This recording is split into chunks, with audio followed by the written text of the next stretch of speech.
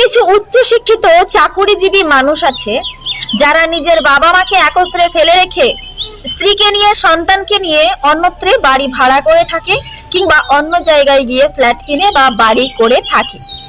তারা কিন্তু বেশ সুখে জীবন যাপন করে, স্ত্রী পুত্র সন্তান নিয়ে চাকুরির জীবন নিয়ে বেশ আনন্দে দিন কাটায়। তারা তাদের বাড়ির কাজের মাসিটাকে পুজোতে ভালো শাড়ি দেয়, মাঝে মধ্যে হাত খরচের জন্য মাইনে ছাড়াও কিন্তু আলাদা টিপসও দেয়। কখনো কখনো তাদেরকে সংসারের প্রয়োজনীয় জিনিসপত্রও দিয়ে দেয়। এমনকি বাড়িতে ভালো মন্দ রান্না হলে রান্না করা খাবারটাও সেই কাজের লোকের বাড়ির জন্য কিছুটা পাঠিয়ে দেয়। কিন্তু তারা একবারও মনে রাখে না যারা তাদেরকে জন্ম দিয়েছে তারা কি অবস্থায় পড়ে রয়েছে। তাদেরকে একবারও ঘুরেও দেখে না তাদের শরীর কেমন আছে, তারা ঠিক মতো খেতে পাচ্ছে কিনা, ভালো মন্দ খাবার তার বাবা মায়ের কপালে জুটছে কিনা। সেই শিক্ষিত মাস্টার মশাইয়ের বাবাটার ছেঁড়া জুতো পরে দিন কেটে যায়, ছেঁড়া একটা গেঞ্জি পরে জীবন কেটে যায়। শরীর খারাপের সময় ওষুধের দামের জন্য দোকানে গিয়ে আর ওষুধ কিনতে পারে না। ভালো মন্দ খাওয়া তো দূরের কথা, ঠিক মতো করে পেট ভরার মতো পর্যাপ্ত পরিমাণ খাবারও হয়তো তার জোটে না। কি ভাবছেন উচ্চশিক্ষিত চাকুরিজীবী মানুষরা? ভাবছেন বাড়ির কাজের মেয়েটাকে এত কিছু দিচ্ছেন, আপনি পুণ্য অর্জন করতে পারছেন?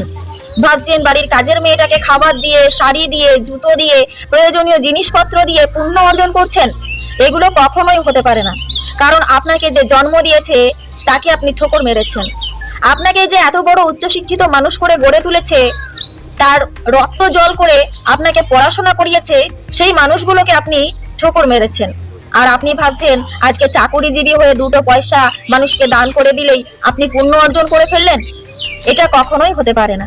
আগে আপনাকে যে জন্ম দিয়েছে তার সেবা করুন, যে আপনাকে অতটা উচ্চ স্তরে নিয়ে গেছে তাকে সম্মান করুন, তাকে দুবেলা ভালো মন্দ খেতে দিন। নিজের বাবা মায়ের কি দরকার, কতটুকু দরকার সেই দিকে একটু নজর দিন, দেখবেন জীবনে পুণ্যের আর অভাব থাকবে না। আপনার বাবা যে সারা দিন রাত খেটে নিজের রক্তকে জল করে, ঘাম ঝরিয়ে, পরিশ্রম করে আপনাকে পড়িয়েছে ক্যালকাটা অফ ইউনিভার্সিটিতে, সেই বাবাটার আজকে একটা ছেঁড়া গেঞ্জি ছাড়া কিছু জোটে না। আর আপনি ভাবছেন বাড়ির কাজের মেয়েকে একটা ভালো শাড়ি দিয়ে দিলেন আর আপনি পুণ্য অর্জন করে ফেললেন। লবডঙ্কা অর্জন করেছেন, আপনি কিছুই অর্জন করেননি। আসলে আপনার বাবা আপনাকে উচ্চশিক্ষিত বানাতেই পারেনি। আপনার বাবা আপনাকে বানিয়েছে একটা টাকা কামানোর অমানুষ। আপনি হয়তো আজকে টাকা অনেক কামাচ্ছেন, কিন্তু আপনি আদেও মানুষ তৈরি হননি। আপনার বাবা এখনো আফসোস করে বিছানায় শুয়ে শুয়ে, কোমরের ব্যথায় কাতরায় আর ভাবে আমি আমার ছেলেটাকে মানুষ করতে পারিনি।